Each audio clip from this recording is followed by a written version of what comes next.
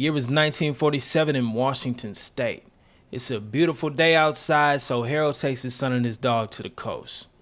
They have a good time, nothing but good vibes, a little bit of catching up, maybe they play a little bit of frisbee, just classic father-son bonding time. Anyways, Harold sees a flying object in the air that he's never seen before. Mind you, it's 1947, so we don't have drones in the sky everywhere. But anyways, Harold is completely locked in on this object that he sees.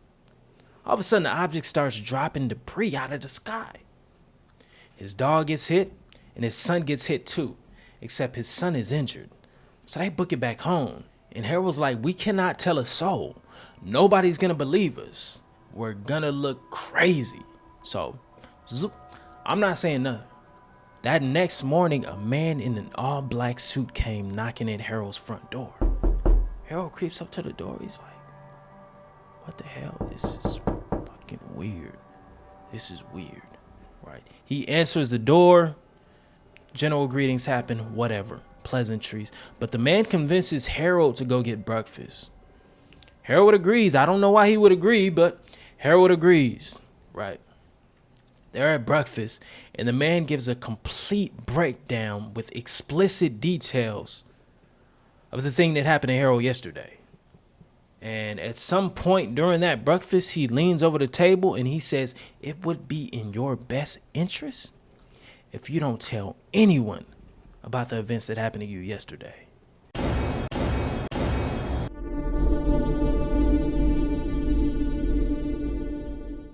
Now, Harold's account is one of the earliest on record, but it's not the last and it's certainly not the weirdest. Let's talk about Albert Bender. He was born in Pennsylvania in 1921. He lived with his stepfather. As a youth, he was very much into the supernatural. He had horror posters all over his wall, and he loved haunted house decorations. Now, with that being said, he was also sharp as a tack. Albert was a part of the American Youth League, and he was elected junior vice president as well as national treasurer. This is just to say that Albert was not your average teenager. He was a little bit ahead of his peers. After high school, he went to serve in the military. He was in the Air Force. He served in World War II as a dental technician from 1942 to 1943. In October 1943, he was honorably discharged, and he moved to Bridgeport, Connecticut, where his mom, Ellen, and his stepfather, Michael, was living at the time. His move to Bridgeport was also very practical for his employment. He ended up working at this place called the Acme Shear Company as the chief timekeeper. It was the world's largest company for scissor manufacturing, and he was very good at his job. Albert's family lived off of 784 Broad Street in a 3-story home.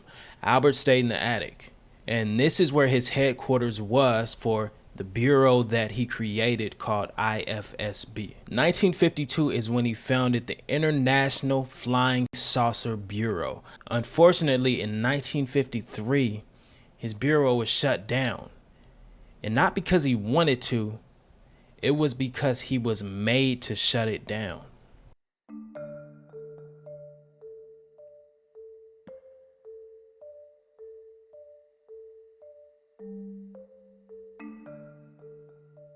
Three men in black approached his house. They gave him a metal disc and a set of instructions. He said he felt like he was being transported as if he was not living in the same plane of existence. They shared with him the origins of UFOs, and when they left, he could not eat nor function for 3 days. He didn't go to the police, he didn't go to the investigators, he didn't go to the press. He just shut everything down. I mean, everything got shut down. And he sent one last final message to his members.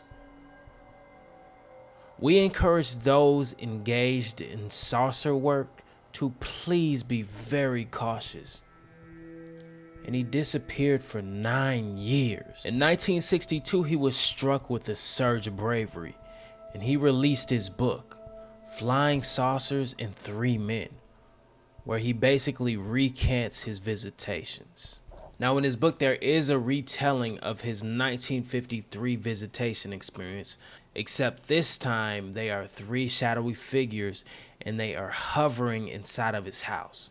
They also told him that they capture humans from Earth and use their bodies as disguises. You could dismiss Albert Bender's story as an anomaly, just a random event.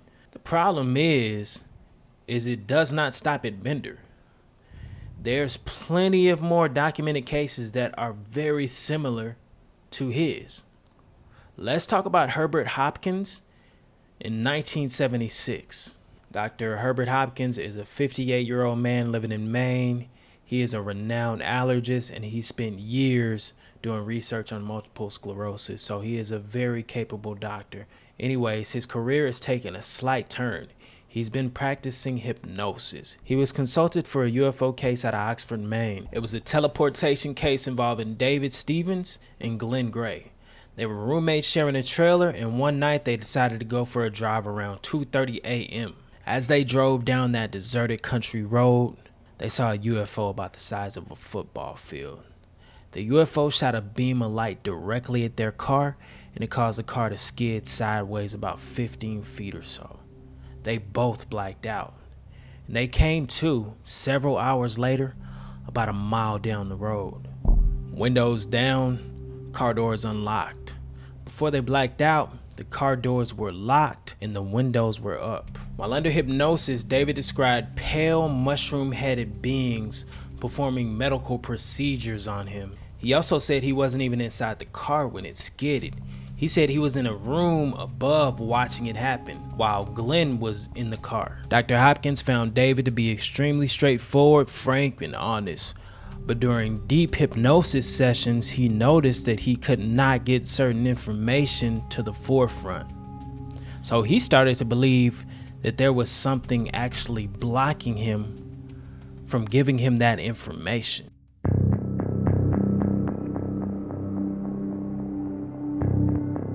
Because he felt he was on the edge of a breakthrough. And to be fair, David was the only one that was willing to talk about it publicly and undergo hypnotic regression. Matter of fact, Glenn left the state soon after, and he refused to ever speak about it. Anyways, back to Dr. Hopkins. His work's been keeping him up at night for a variety of reasons, and he really feels like he's one puzzle piece away from damn near cracking a code. It's September 11th, 1976. He's sitting quietly in his living room near Maine's Old Orchard Beach. The phone rings. He really doesn't want to be bothered, so he halfway hopes that it's the wrong number. Anyways, he answers the phone and he hears a strange voice. The man on the phone is telling him that he's the vice president of the New Jersey UFO research program, and he's heard of the recent findings. He said he's calling from a phone booth in the area, and he's wondering if he might be able to stop by to discuss the findings. And Harold jumps at the opportunity because he finally has somebody that he can discuss this crazy stuff that he's been finding. Anyways, he gives the man his address, and he walks outside to flip on his porch light so the man knows exactly which house to approach. But when he goes to flip the switch, he already sees the man mounting the steps, which leaves him confused because the nearest phone booth is several blocks away. So, hesitantly, he lets the man in his house.